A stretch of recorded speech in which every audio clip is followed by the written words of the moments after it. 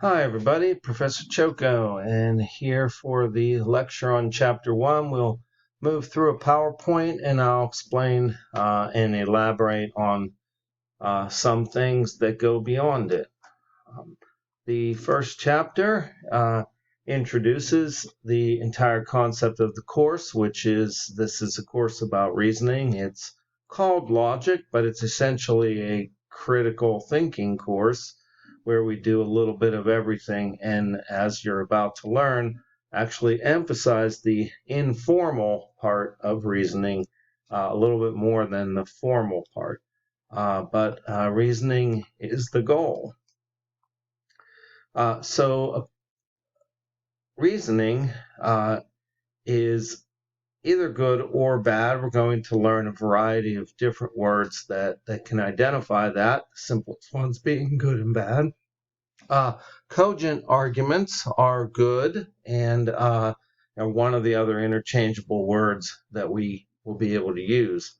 Fallacious arguments are bad, and those fallacious or bad arguments that are said to commit fallacies, as we're going to learn, can be either formal or informal fallacies. So one of the central basic the central basic terminology includes premises and conclusions. Premises are reasons that are put forth in support of the point, and the conclusion is the point or the claim of the argument. That is what you're trying to get at. We will use these terms, which should be fairly common to most of us throughout the entire course.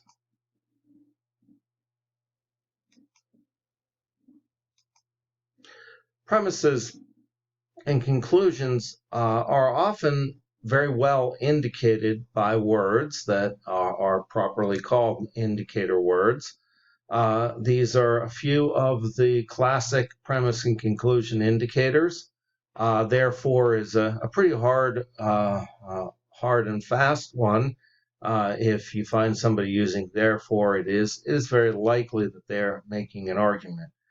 Two of the more interesting ones are because and since, because although they are very good premise indicators, they're also the because of explanation and the since of time, if you will, like I missed you since you've been gone, or he missed the meeting because of traffic.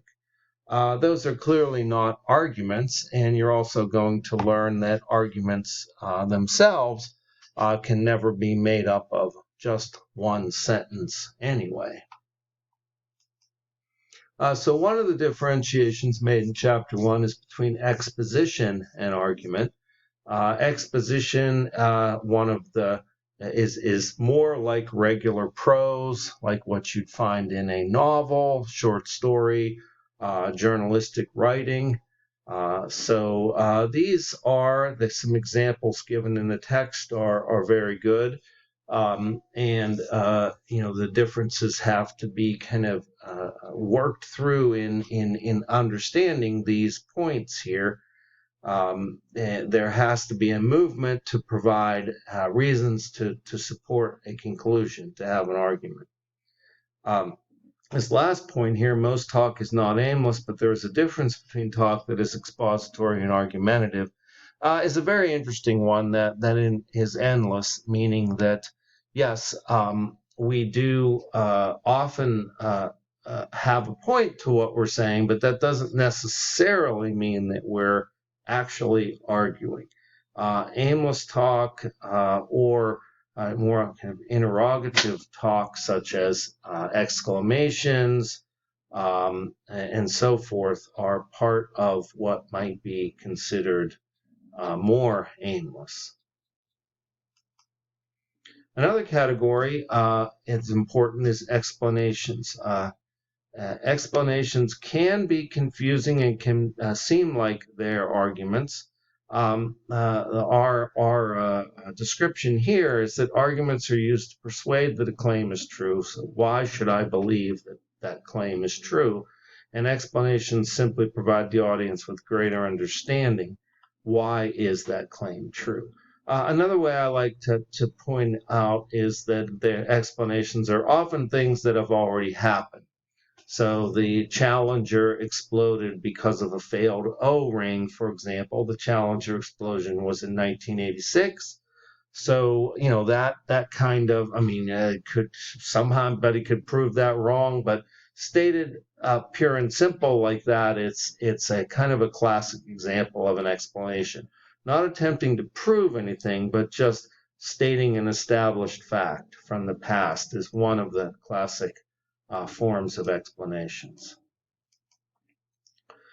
So arguments are not fights, not even necessarily disagreements. You do not need two people to make an argument. Arguments are made all the time by all of us, sometimes elaborately, sometimes simply. They're either good or bad on a scale, usually. And indeed, they are obviously often attempting to be persuasive, to persuade somebody. And that, the point is, why would you make an argument unless you wanted somebody to kind of concur that it was good? And so it is a large part of our social existence. Again, cogent reasoning is the idea that reasoning overall is successful. The premises are believable, or that means true. Everything that should be considered is being considered, and the reasoning is valid. Much more on validity to come here, especially in Chapter 2. So first off, we have the word valid is, again, another synonym for cogent or good.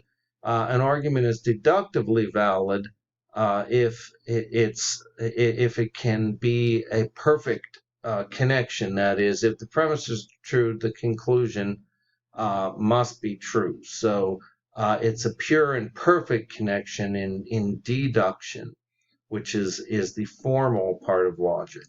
The informal part of logic, which a large part of this book, including informal fallacies, emphasize, can be called valid, or we could call it strong or cogent.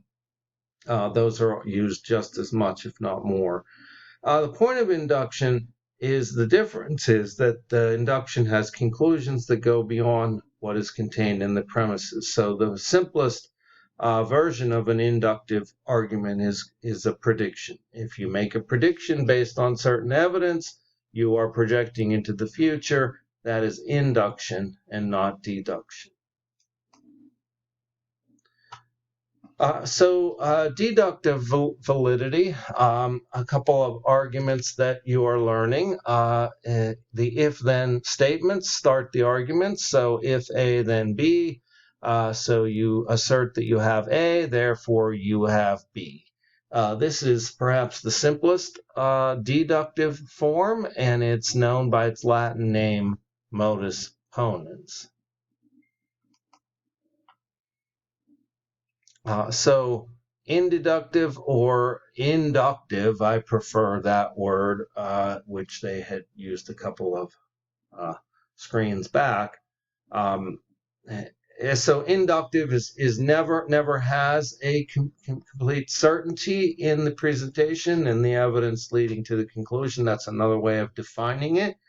If the it's mostly seems to be accurate or good proof, then you have inductive.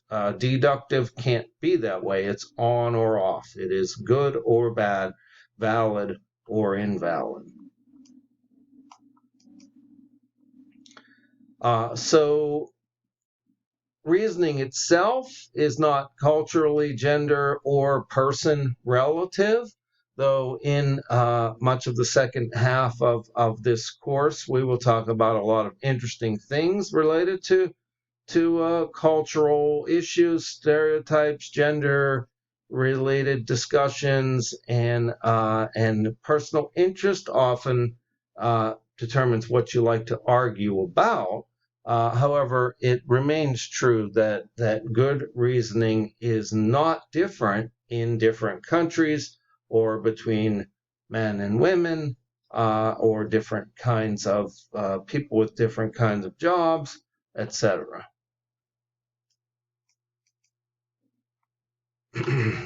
Okay. So validity is hard and fast. So modus ponens is always a valid argument. You are learning also that it could be considered to be unsound. So it could be valid, but have false statements in it, which still makes it not that great of an overall argument, but its validity would still stand. It's perfect form, but has bad content. And so again, this repeats for us the fact that good reasoning, we can't conclude that it's different in these ways. It just is not different.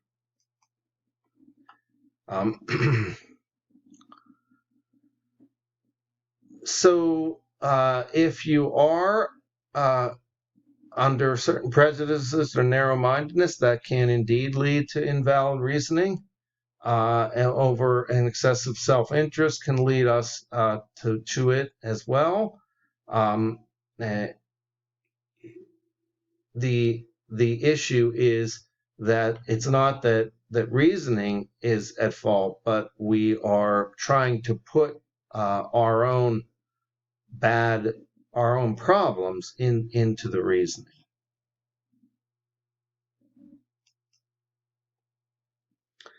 The book spends some time talking about background beliefs, which again will be given a lot more detail in the rest of the book, especially in the second half.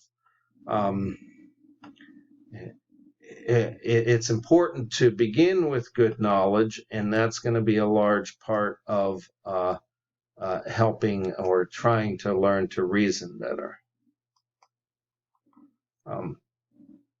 So background beliefs can be broken down into matters of fact, values, which is moral issues, which of course are very thorny, and can indeed be either true or false. Worldviews, again, the book talks about worldviews, and we'll bring them up later as well. Our interactions with any people or groups help form our worldviews, and becoming aware of them is important. It says here they are deeply ingrained, resistant often to change, and make us who we are.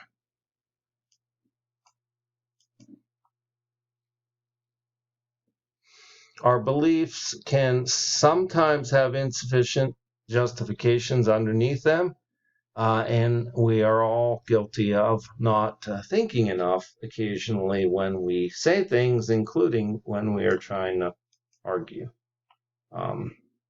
More about worldviews, which are indeed, and I've kind of already said this.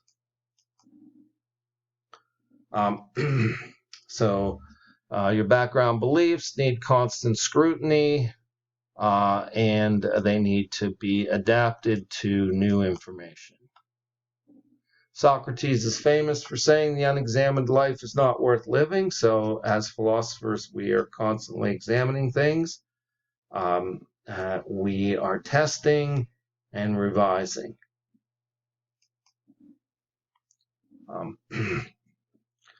We want to know what it is to be human. We are going to be covering a lot of issues that relate to that. And we will be covering aspects of science as well. Okay, this is your first lecture. I'll be doing this or something similar to it for each and every chapter. Let me know if you have any questions at any time via email or via phone. Thank you.